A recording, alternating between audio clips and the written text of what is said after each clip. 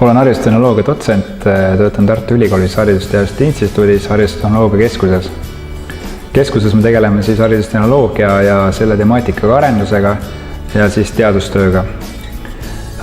Põhifookus on mul endal praegu leida lahendus, kuidas siis olemasolevat digitehnoloogiat eesmärgipäraselt siis õppetöösse rakendada. Ja see oli ka üks põhjus, miks ma Rasmuse projekti taotlesin, et leida nagu partnereid selle kohta, kes oleksid ka huvilised just digipedagoogikat edasi arendama.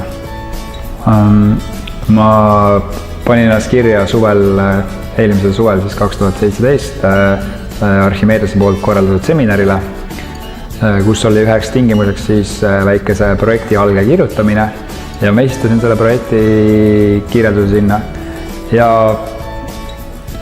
läksin sinna seminarile ja seminaril kohtusin huvitavate inimestega ja leidsin endale siis sellised partnerid või siis huvilised, kes olid samuti huvitatud sellest projektidest, mille ma siin esitasin.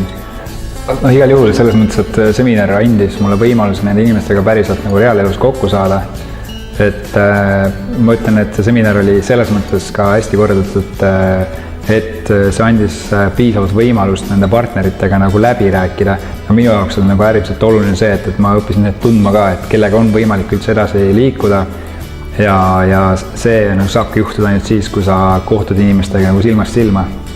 Ja minu meelest nagu kui niimoodi tagasi mõelda, siis me käisime nagu kõik sellised grupi faasid läbi selleks, et meil olid seal vaidlused kohe alguses ja lõpuks me jõudsime tulemini ja nüüd on meil olemas valmis projekt, mis esitati siis Rasmuse tingimuste või projekti konkursile.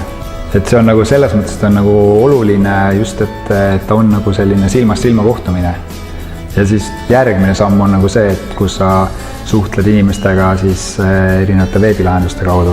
Mina soovitan taotlejal sinna kandideerida sel juhul, kui sul on endal olemas mingisugune idee või siis vähemalt mingi idee alge ja proovida leida, et äkki kellelgi teisel on sarnane idee juba olemas ja ta on natukese võib-olla edasi arendanud. Et siis on see seminar nagu igatpidi kasulik. Aga loomulikult tasub ka seda, et lihtsalt sinna ka seminarile registreeruda, osaleda selles mõttes, et isegi kui sul alguses ideed ei ole, siis see võib tegelikult lõppeda sellega, et leiad sealt sobiva idee.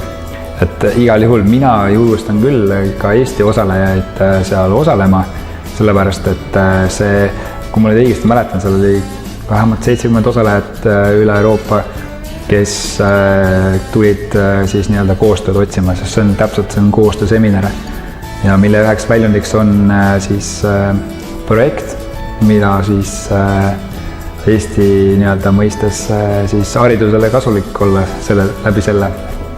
Kuna ma olen, siis praegu teen oma esimese samme selles osas, et nagu rahvusvahelisel tasandil üldse mingit projekte koordineerida, siis see on nagu mulle kui algajale, ma võin nimetada, on see väga hea koht, kus üldse nii-öelda alustada esimeste sammudega, et leida siis esmalt neid projektipartnereid ja siis tegelikult leida ka siis need partnerid selles võitmes, kes on valmis kaasa minema sinu projekti ideega. Et see on nagu äärmiselt oluline ja see oli mulle isiklikult väga kasulik. Ja ma saan kinnitada seda, et kui see projekt rahastada saab, et siis tuleb Eestile jällegi väga selline kasulik asi digipedagoogika näol.